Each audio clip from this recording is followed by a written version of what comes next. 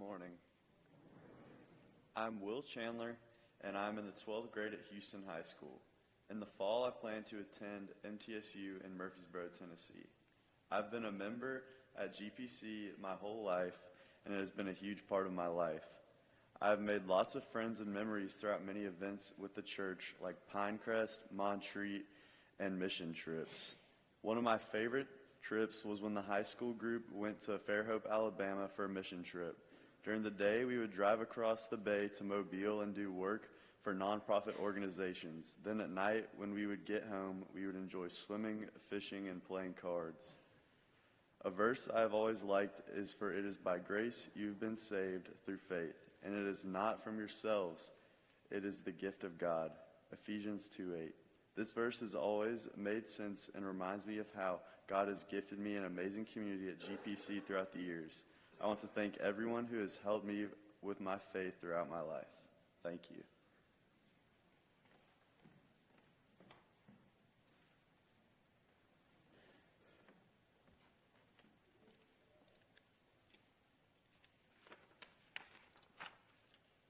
Good morning. My name is Kate Reynolds, and in 26 days, I will receive a diploma marking the end of my high school career, celebrating my achievements, and an imminent flurry of congratulations will follow. Yet, no matter what I've accomplished over the past 4 years, it's clear to me that none of it compares to the unparalleled guidance and strength I've received through Christ and the church. Wake up, Sunday school, donuts, 11 o'clock service, lunch, homework, and back to church in the afternoon for choir and handbells as an elementary schooler, and finally, youth group once I started 6th grade.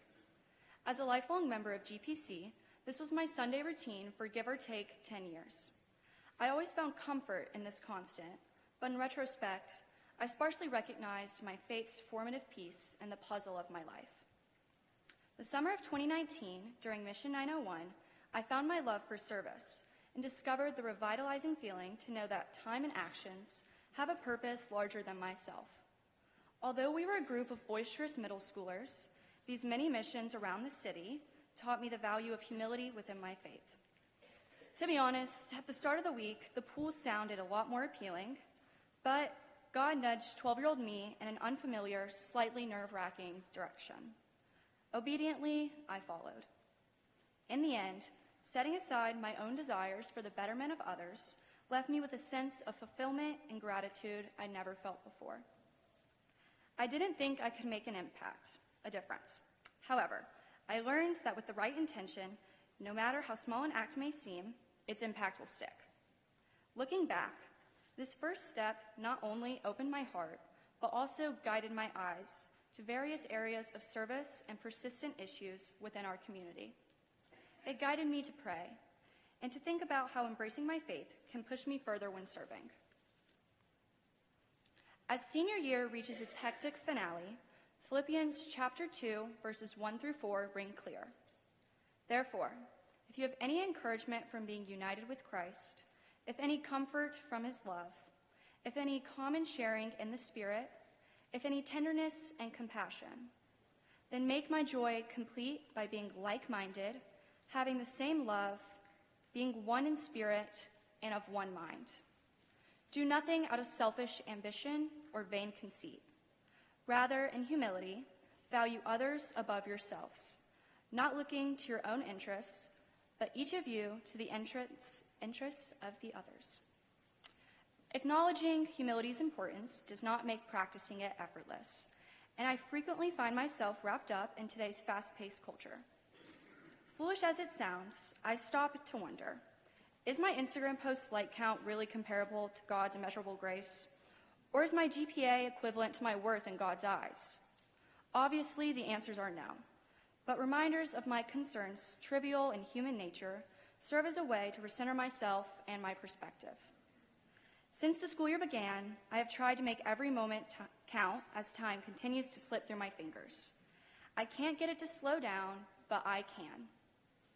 Without taking a moment to reflect, you don't always recognize what you're truly grateful for. My experiences with youth have always been at the top of the list when contemplating my faith journey. I think of waking up at dawn and hiking Montreat's Lookout Mountain to watch the sunrise, jumping into the Puerto Rican water after a long, rewarding day of yard work, and of course, the countless laughs, smiles, and stories shared with former youth and those sitting behind me. Even when unassuming, God has fostered a special connection in the youth ministry. Kindness, compassion, and never faltering support are just a few qualities deeply woven into this group, and I'm so excited to see what each of your journeys entails. This fall, I'll be attending Washington and Lee University, and I would like to thank God for giving me the privilege of bringing all that GPC has taught me to this next chapter of my life. From my time in the Well to now, as the Sessions Youth Elder, church has been with me every step of the way. The Germantown Presbyterian community grew and nourished my faith in innumerable ways that I'm forever grateful for.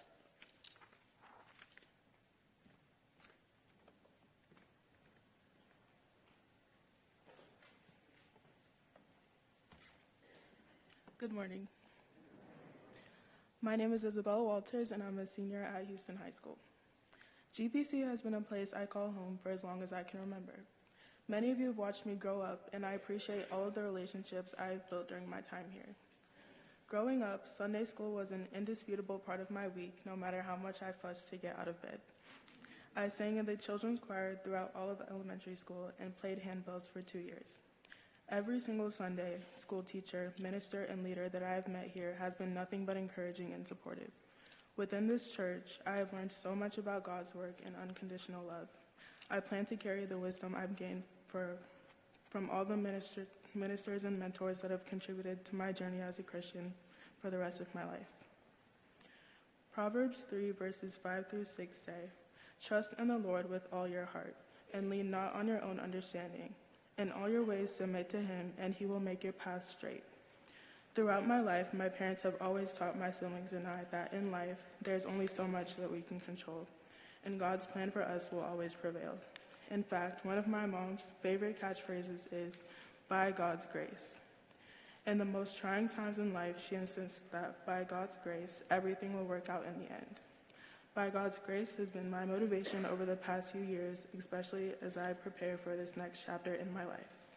For example, the college decision process brought a mix of emotions with each acceptance and rejection, but I trusted that by God's grace, I would end up where I was meant to be. I think that this scripture can be applied to people of all walks of life. Shortcoming and failure are inevitable, but they are only temporary. I have learned that as long as we trust in God, He will guide us through our struggles and straighten our paths. As far as the next few years of my life, I will be attending Rhodes College and majoring in psychology. I never would have seen myself at a college only 20 minutes away from home, but because of my trust in God's plan for me, I have grown to accept this next step and make the best of it.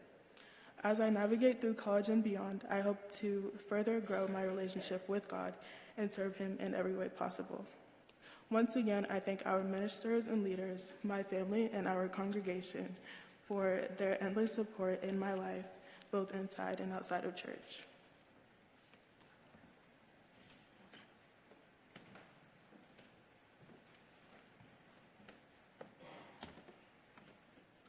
Morning. For the few of you that don't know me, my name is Jonathan Whited. I am 18 years old, 19 and 11 days, and I am a senior at SBA. I plan on going to MTSU for a theater major. I was born here and have been coming to this church my entire life. I'd like to start by reading you a verse. Romans chapter 5, verses 3 through 5. It reads, "Not only so, but we also glory in our sufferings, because we know that suffering produces perseverance. Perseverance produces character, and character produces hope. And hope does not put us to shame, because God's love has been poured out into our hearts through the Holy Spirit, who has been given to us." The whole verse is beautiful, but in specific, the word perseverance stands out for me. Music and theater have been my main passion for most of my life, mainly because both of my parents taught it. But a passion I had before this, when I was younger, was Taekwondo. I started it when I was very young. So young, I don't even remember exactly when. but I did it so much that in 8th grade, I got my black belt, which is the highest belt you can get. When you become a black belt, you get a word stitched into it in Korean. While going through the garage, I found it again. It had been a while since I had seen it, so I didn't remember what word I had put in. So I used the cool Google Translate picture thing, where you take a picture, it tells you what the word is. And the word turned out to be perseverance. This word means a lot to me. In 2021, my mother passed away from cancer. In 2022, my father passed away due to liver failure. In 2023, I had a friend pass away from a heart attack and 3 friends commit suicide. 8th grade, the year I got my black belt, was 1 year before all of this happened. I chose perseverance without knowing anything that would happen in the next years of my life. And thinking back on it, it's meant a lot to me just in general. I've grown up Presbyterian, and for a good amount of time, I honestly only went because my parents sang in the choir. But as I grew older, I started to appreciate it more. I listened to the sermons and believed that God was there for me. But as people important to me started passing away, I almost completely turned away from God. I felt that He was choosing me out of the billions of people on this planet to hurt. After the 3 years, I was only thinking of myself. I didn't interact with people often, and many people didn't interact with me. But the people who did would always tell me the same 2 words: keep fighting.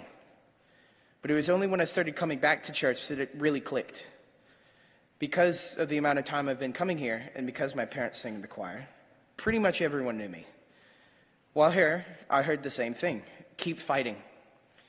I realized that people truly cared that I did. It was around this time when I was first introduced to audio design, which introduced me to theater, which is now what I'm planning to go to college for, when for a moment I had no plans for my future. I really started listening to sermons and heard that God was there for me. Them, along with many other people, helped me realize that despite me feeling that God had left me, He was there the whole time, telling me to persevere. Thank you all. I don't know where I would be without this church.